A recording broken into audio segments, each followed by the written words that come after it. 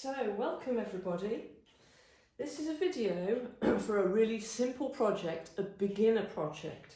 The sort of thing where you maybe want to practice using your machine and you don't want anything that's tricky. You want to have a little thing that you can sit down and finish without too much difficulty. So, we're going to turn a pillowcase into a tote bag. And we're going to take advantage of the fact that a pillowcase and a tote bag are pretty similar to begin with. So I've got these three here just to show you the sort of pillowcase I'm talking about.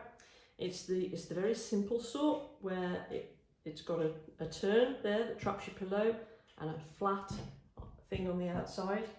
I've avoided the ones where we've got those fancy flanges because we just have to unpick stuff and we don't want that sort of nonsense. This is supposed to be simple. So a simple pillowcase. This one's the same. Again, we've just got this one's got quite a deep turn here. And so let me show you here. We're going to practice on this one. So I've already made the cut, and where I decided to make the cut was at the end of this turn here. So I just went to the pillowcase, and actually you can feel through the top of the pillowcase where that is. So on this one it's really quite far down. But you decide where you're going to make the cut. I don't know if I cut it here at the bottom here, would it be too far down? I don't think it would, but maybe you're wasting bag capacity. Have a look at the proportions. It's worth giving this a bit of thought, because if you think about how deep you want your bag to be, you're probably looking at what I've cut here and you're thinking, oh, that's out of proportion, it's too long for the width, you know. Is it? Maybe it's not.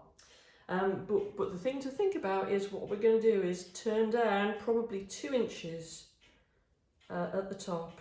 You could turn down slightly less, you'll see what we're going to do in a minute. But so you're going to lose a little bit of height off the top. So when you're deciding where to make your cut, easiest thing, if you're not too sure, just at the bottom of this piece here, because then it removes any complicated bits that are going to get in your way when you're sewing. Okay, so I just drew a line just so I got a straight line. Maybe you want to do it by eye. So we're taking the top part off, and now we've got the base of the bag.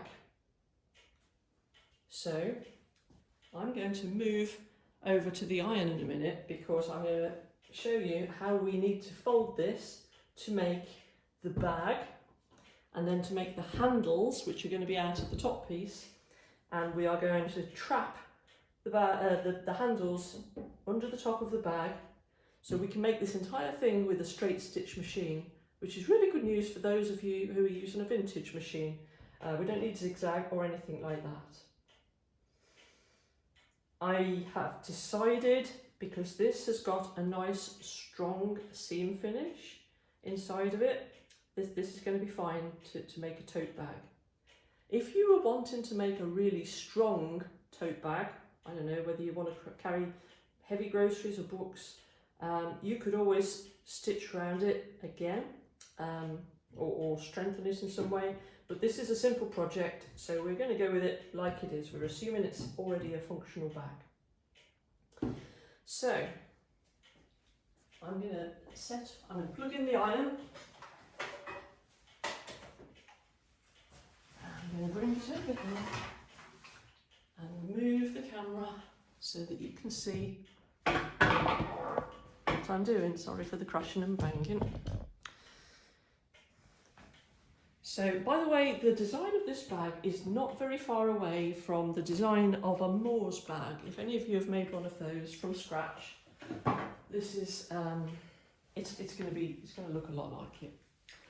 So, but obviously we're using a thing that's given us a bit of a head start. Of course, it's roughly the right size and shape already.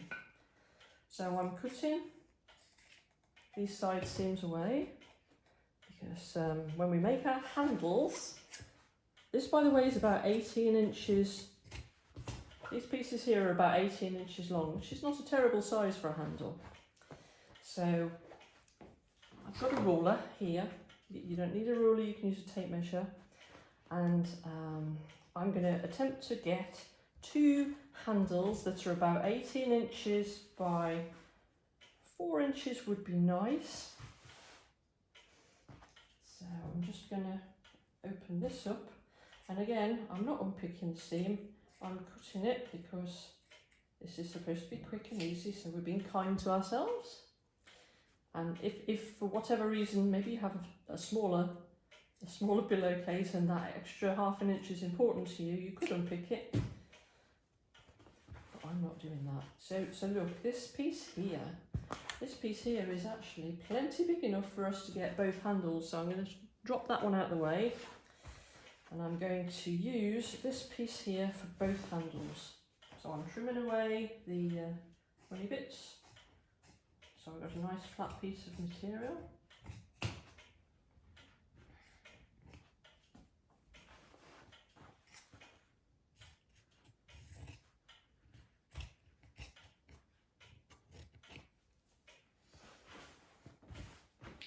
I'll trim away this bit too, because actually, so fetch some chalk.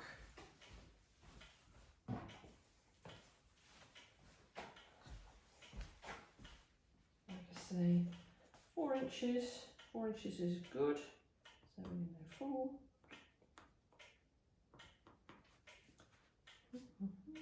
4.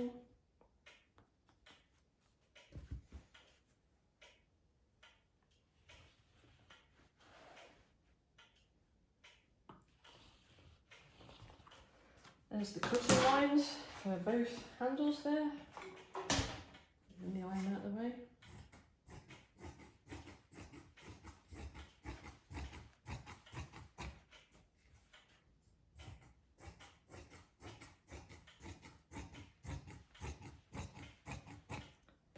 Right then, 2 handles. So let me show you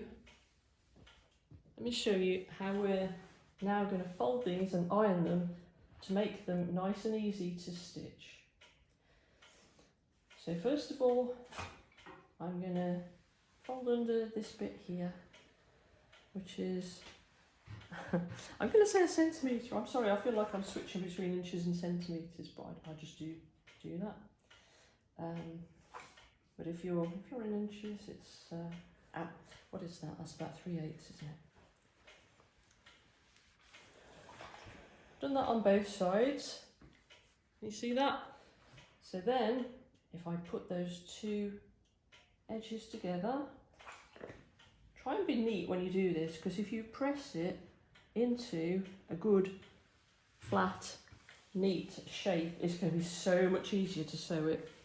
Yeah, that there is a handle, and what we're going to do is we're going to sew the 2 edges closed, then we're going to sew some more lines on it. That makes it nice and strong. So I'm doing the same with the second handle. That's our 1 centimetre. I realise why I do this actually. It's because the ruler is marked up in inches because it's from America. I think so many haberdashery things are from America, but generally speaking, if I was just measuring things or talking about things in real life, I would use centimetres because because they're nice and easy. There we are. So that's my 2 handles more or less into shape. I'm going to put those aside because they'll go to the sewing machine with me in a few minutes. But I've got some ironing to do on the bag part as well. So this won't come as a surprise if you've done the Moore's bag thing, because it's a really neat design, and I've decided that we'll use that technique. They do a thing where they fold it over twice, entrap the handles within, and then sew it flat. So it means you need nothing else. So this thing is going to be made entirely from this pillowcase. So again, we can be relatively, I'm not going to say lax, we could be relaxed about the measurements that we take here, because nobody's watching. So if we took a centimetre, I've got more than a centimetre there, it's more like ½ inch. If we took a centimetre and turned that to the inside being where the messy bits of the seams are. You'll see that I've turned the pillowcase inside out to make this easier, because otherwise you'd be trying to fold things underneath where you can't see them. So we're folding things to the inside. So that's the first one. We've got a little fold that goes all the way around, about 1 centimetre or a bit more. And now this next one, you'll find it looks neat if you make this about 1 inch. Because, well, you'll see why, because we sew little squares on top of the handles, and so 1 inch or anything up to the width of the handle looks neat. Yeah. I'm going to go slightly more than 1 inch.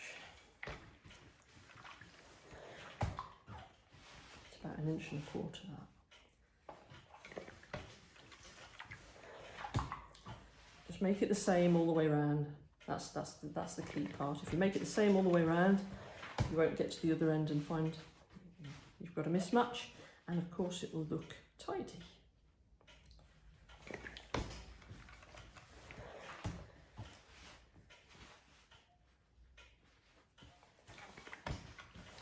Okay, so everything's ironed flat. So now you can start to see where we're going to sew. We'll go to the sewing machine in a minute, but just to recap, we've got 2 handles. We're going to do some sewing down those handles, make them nice and strong. Then, when we're ready, when we've done that, the handles are going to go into this lovely tuck. Before we sew it down, they're going to go inside there. We'll pin them into place, make sure they're even, so we'll be measuring here. We'll pin them into place, we'll sew them down, and then we will do this. Turn them to the top, which is where you want your handles, let's face it. Then we'll sew a little square in here, and you will have super strong handles. Then we will turn the thing the right way around, and you'll have your bag. Honestly, this is going to take us very little time and effort to get a finished product. I'm just going to move now to the sewing machine. So here we are at the sewing machine, the lovely Singer 66. I'm going to do the handles first. So the 2 edges that you folded under, that's where we want to start, because this is the only bit where we're closing the seam. So we're going to sew quite close to the edge, because this has got a very narrow, it's a 1/4 inch foot, a vintage foot. It's easy, I'm just running the foot along the edge of the 2 edges that I've matched. But the main thing to make sure of is that you don't go off the side, so take care as you're feeding it, that you don't wander off the side, that you're capturing both pieces and sewing them together. If you can be close to the edge, that's good. If you go in a little bit, it doesn't matter.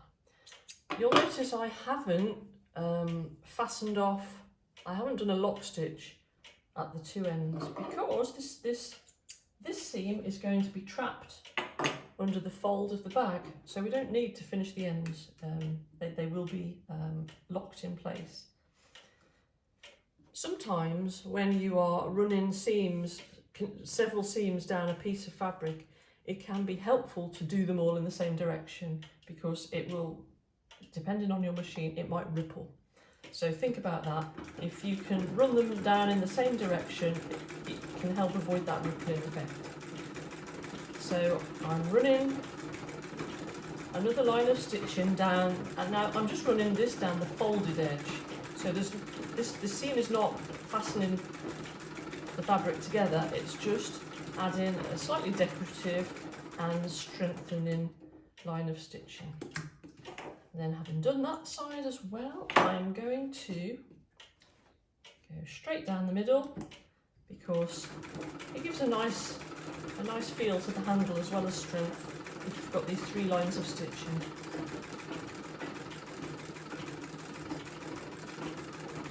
So we're just going straight down the middle. This is really helpful if you're new to using your machine, new to treadling perhaps, because doing a bunch of straight lines is a good way to practice. So that's the first handle all done. I'm just going to do the same thing to the second handle. So again, I'm closing I'm closing the two edges together here.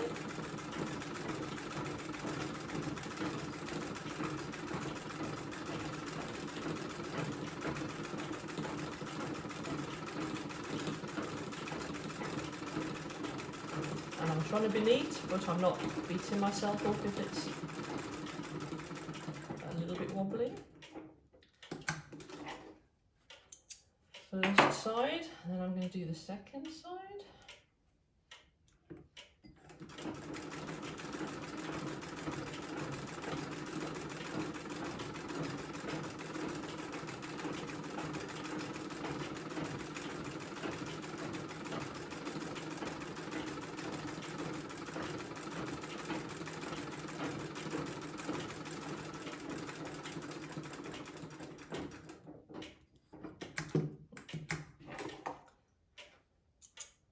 And then again, I'm going to straight down the middle.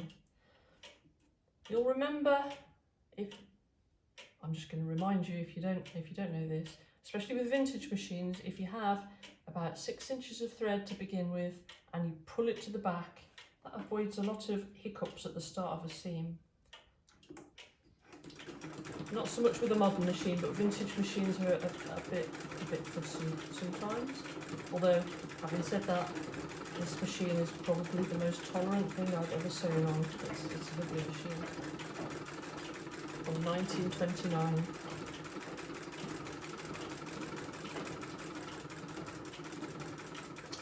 So that's the second handle done.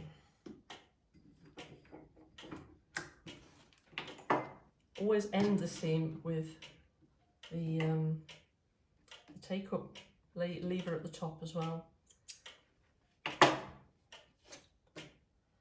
Okay, I'm just going to trim some ends off these two handles because we're now going to put them in place.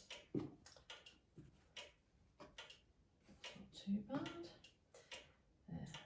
Now I'm going to put them in place. I'm going to get this bag. Do you remember we have turned the top under? It's inside out, it's still inside out. We're going to keep it inside out until we've finished this stage.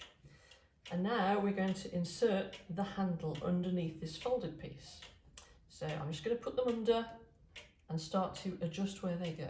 So first thing to remember is have a look at how your handle's going. Don't have a twist in it. It needs to be obviously not flat. Flat is the wrong word here, but it would be flat if we hadn't curled it round. And it also wants to be even. So I'm going to just measure between here and here. What's that? 5 3/8. And here we have 5. So this one needs to go over a little bit. Make it 5, the same as this side. There we are. So that's in the right place. And of course I haven't brought the pins over with me. I'm just going to fetch the pins. I'm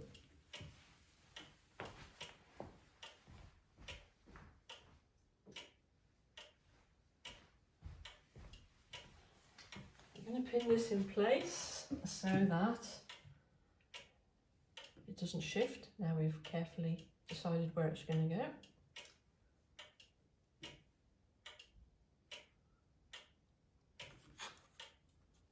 That one just moved a little bit. No, it's fine. Pin you there. And then we're going to do the same on the other side, because this is where it differs from the Moore's bag actually. The Moore's bag, I think you make it in 2 halves and then put the 2 halves together, but this way works fine too. So we're going to put this handle in exactly the same way, and then we're going to sew around in a circle. 5 inches. And actually you might be able to feel through and see that it's on top of the handle on the other side, 5 inches. Try and make sure it's square as well. So you want it square on, by which I mean perpendicular. You want this bit perpendicular to the seam you're going to sew, not slanted. Okay, so I've put those pins in place, but I'm going to remove them as I get round to them, because especially with our vintage machines, we need to be careful of what we're doing, of what we're sewing over with pins. Sometimes with you can sew over pins if they're put in at 90 degrees, but let's just take them out as we get there, because it's not doing anything very complicated. Now, here I am gonna, just gonna make sure that that top thread is pulled back over there. I'm gonna just do one little stitch, and then I'm gonna hop it back so that we lock it in place with the next stitch. I'm gonna come round in a full circle so I can also sew over that in a minute when I get back round. So here we are, we're just sewing now close to this folded edge that we've made. And your main job as you go around is to make sure that everything that is coming up towards the needle is nice and flat. You see I don't need to move this pin, it's actually miles away from anything that's going to hit it. Like I say, keep everything that's going under the needle flat and lined up. Because you're sewing in a circle, it's going to rook up, but just take your time and make sure that the stuff that's going underneath is in a nice flat straight line. You can be tempted to race ahead, but if you make puckers now, you'll just have to go back and pick them. Going over the seam there. The seam is a good point to make sure that the everything's lining up. This bit of the seam should line up with this bit of the seam, and we're all good. Now we're coming on to the second handle. If you do stop to adjust, try and do it with the needle down. It means you won't be dragging things around as they are underneath the needle. It keeps everything pinned in place.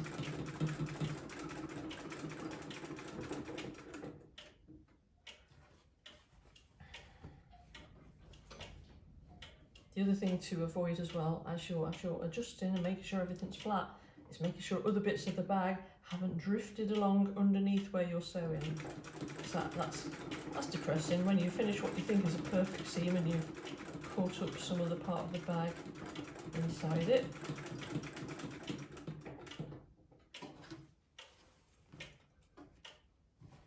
Now we're coming up to join with the beginning, so I'm just making sure I get those threads out of the way.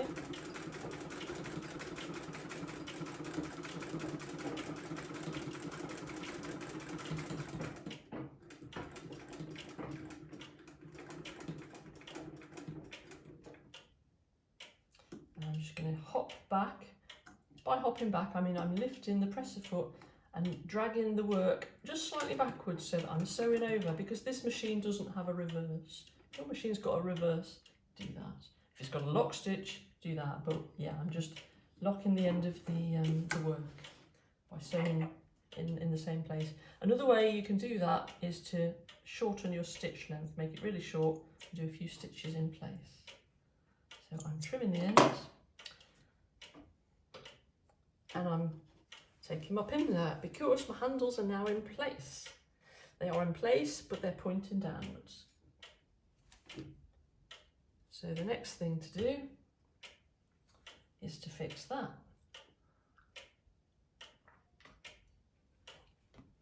This is easy and sort of fun, because what we do is, and you can go to the iron and press these in place to make sure it's really neat. I'm just going to show you now because it'll be easier if I do this. You can see that see why I suggested keeping the fold at the top of the bag the same size as the handle is wide, because you make this lovely square now, and it looks super neat. So I'm going to do one stitch, I'm going to hop back and do another one over it, and I'm going to sew in a neat square. I'm going to line it up. I either line it up with the edges of the square. If you haven't done this very much, to turn a corner, you're putting the needle down, lifting the presser foot up, and then adjusting the fabric underneath. So we'll do this again. We'll turn the corner by needle down, presser foot up, and adjust the fabric underneath. We're doing the third side of that square. Needle down, presser foot up, turn the fabric, and we'll go back and meet the stitching that we started with. I'm just going to hop backwards. What's fun here as well, you can do a cross. You can leave it like you just have a square, or you can go across as well. So I'm going across the diagonal in the same way. So you'll notice that now you've got to get back to the other corner. So you can either just sew over them. I'm just going to sew over what I did already to get there, or you can finish the seam with a lock stitch and start another one. I think it's quicker to just sew over that little seam. I'm just going to hop back and lock that in place. And there I have done the first of 4 little squares to lock my handle into place. Probably you can see that. Can you see that? I'm just hopping up to have a look. But that's a nice, neat way, and it's a strong way to attach your handle in the position you want. So you're going to do that 3 more times. I won't bore you with watching me do it, but I think you should probably have the idea of we do the square, we can put the cross in the square 3 more times, and then you have, or you will have, when you've done that work, your bag, your tote bag made from a pillowcase.